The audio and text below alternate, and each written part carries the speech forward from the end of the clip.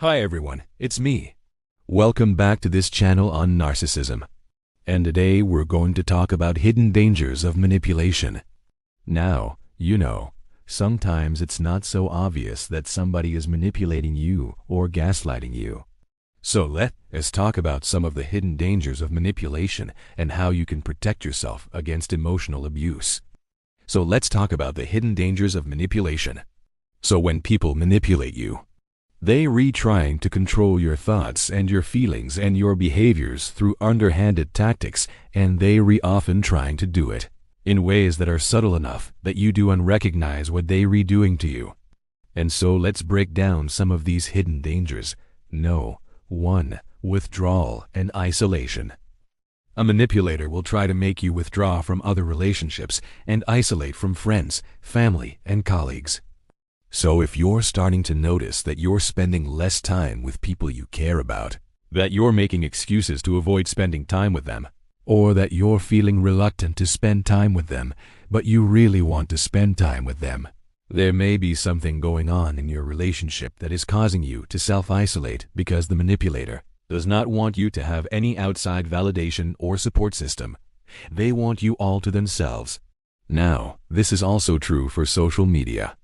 Think about somebody who is very controlling towards you and telling you, "I don't like it that you on Facebook too much," or "I don't like it that you retweeting too much." If they're criticizing you for engaging with other people online and maybe comparing you to other people, saying, "Oh, look at so and so posting again," all of that can be a form of manipulation. They want you to feel isolated. And remember, isolation is one of the hallmarks of a cult. So if you start to notice you're withdrawing from your life, that should set off alarm bells. 2. Normalization of toxic behavior. Another way that manipulators fly under the radar is they normalize toxic behavior. And as a result, you begin to question your own reality. So this might mean minimizing a traumatic event. This might mean, for example, calling you names or blaming you for things, and then having you apologize to them, and them saying, "Okay, well, I guess it's okay. You didn't really mean it." It's like they almost condone the bad behavior and then forgive you for it. And so it's like, "What did I do wrong?"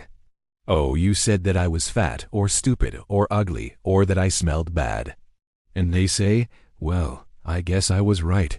You do smell bad, but it's okay. Let's just forget about it." No, don't let them forget about it. Remember that that's a form of manipulation. Also, they may minimize their own bad behavior by saying, "Oh, what's one bad night out? Let's just drop it, who cares?" Or saying, "Oh, this weekend's plans are ruined. Who cares about that? We'll just go next week, it's fine." No, it's not fine. These are dangerous forms of manipulation. 3. Gaslighting. This is a big one. And gaslighting is basically making you doubt your memory, your perception, and your judgment. So perhaps you're talking to someone about an event that happened and you say, "But this is how I remember it happening." And they'll say, No, that's not how it happened. That never happened. You always make things up." Or perhaps you say, "I felt humiliated when you said that to me." And they might say, "You never felt that. You're always making things up. You're always being overly sensitive." All of this is gaslighting. And over time, being subjected to gaslighting will cause you to second-guess yourself and to constantly be anxious about whether or not you're remembering things accurately, whether you're perceiving things accurately, whether you're feeling things accurately, whether you're responding appropriately. And this takes a tremendous toll on your mental health. And it's another tactic to keep you isolated. Because if you can't trust your own judgment, you're more likely to rely on theirs. 4. Invalidation. A related tactic is invalidation. Invalidations are telling you that your thoughts, your feelings, and your experiences are not real. And this is another form of gaslighting. So you tell them how you feel and they say, "You don't feel that way. You're imagining things." Or you tell them something you experienced and they say, "That never happened. You're delusional. You're psychotic. You're crazy. All of these are examples of invalidation. No. 5. Projection. Projection is another way that manipulators keep you off balance and keep you confused.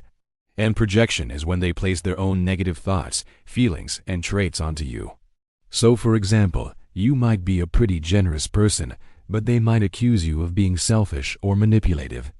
And then, when you push back and say, "How could you accuse me of being selfish? I gave up my seat for an elderly lady today," they might say, "Ah, you only did that so people would think you're nice. You're so fake. None of this makes sense." So you're always trying to make sense of it, and it keeps you exhausted and confused and doubting yourself. And it also makes it really hard to set boundaries with them because they can't understand why you're upset. For example, you might get really upset about being called a name, and you tell them that, and they'll say, "Why are you being so sensitive? Are you feeling guilty because you did that horrible thing last week?" And you're like, "What are you talking about? I didn't do that thing last week." But they won't let it go. They'll keep projecting stuff onto you. No. 6. Triangulation. Triangulation is bringing a third person into a conflict where there should be only two. And triangulation can also be keeping two people close to you apart by playing them against each other. So this might be a situation where a parent triangulates his or her child against a spouse or a sibling. So the parent might say to one of the children, "You're the favorite. You're the smart one, aren't you?" Or the parent might tell the other child, "You're the favorite. You're the smart one, aren't you?" So the triangulation is pitting the siblings against each other. They may do this via social media as well. So let's say you have two friends and they don't like each other and they don't know each other that well. Your friend might send you a message about the other friend that makes you distrust the other friend. It's almost like gossip, but it's done intentionally as a way to manipulate you. No. 7. Sabotage. A manipulator will try to sabotage you by destroying your reputation, your relationships, and undermining your goals and dreams. So perhaps you were planning a presentation at work, and they may email your boss with ridiculous criticism about you right before your presentation. Or perhaps you've been working on a creative project for years, and they mock it. They belittle it. They criticize it, even though they haven't seen it. So anytime you achieve something, they try to find a way to diminish it. Number 8. Preemptive narcissistic injuries. Sometimes narcissists get preemptive narcissistic injuries. So before you say anything that might upset them, they'll say, "How dare you think that you could ever upset me?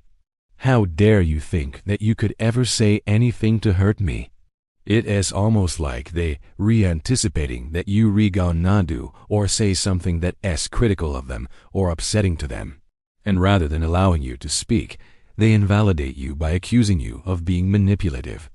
And number 9. Weaponizing kindness. Manipulators weaponize kindness. So they'll do something nice for you and then use that as a way to manipulate you. So for example, they might buy you dinner and then say, "Well, now you owe me." Or, "Now I expect you to do something for me."